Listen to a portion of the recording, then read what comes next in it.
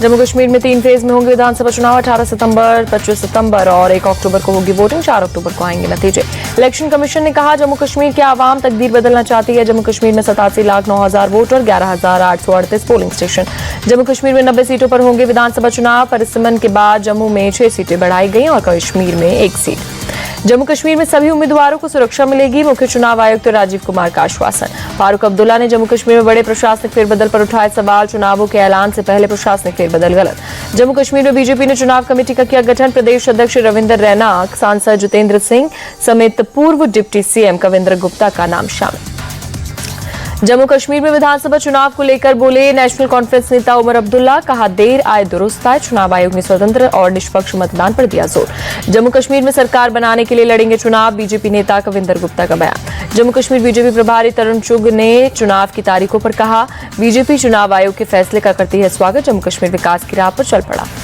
चुनाव तारीखों के ऐलान पर बोले गुलाम नबी आजाद। 10 साल से लोगों को चुनाव का था इंतजार। उम्मीद है निष्पक्ष चुनाव होंगे।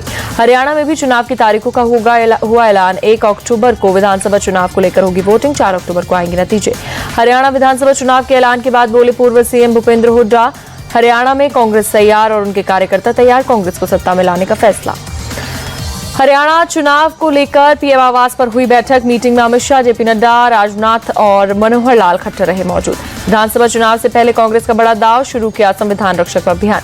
चुनाव की तारीखों के ऐलान पर कांग्रेस सांसद कुमारी शैलजा का बयान। नायब सैनी सरकार हम हर मोर्चे पर फेल। प्रचंड बहुमत के साथ बनेगी कांग्रेस की सरकार।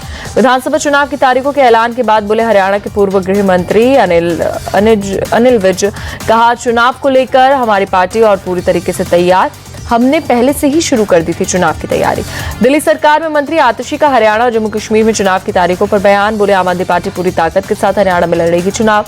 जम्मू कश्मीर में भी चुनाव के फैसले का किया स्वागत।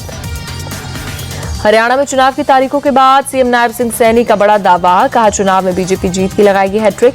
लगातार तीसरी बार बनेगी सरकार। हरियाणा कांग्रेस अध्यक्ष उदय भान सिंह का बयान। कुशासन को उखाड़ फेंकने का समय आ गया।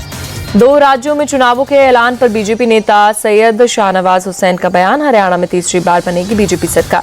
जम्मू कश्मीर में बीजेपी ने जीता है लोगों का दिल।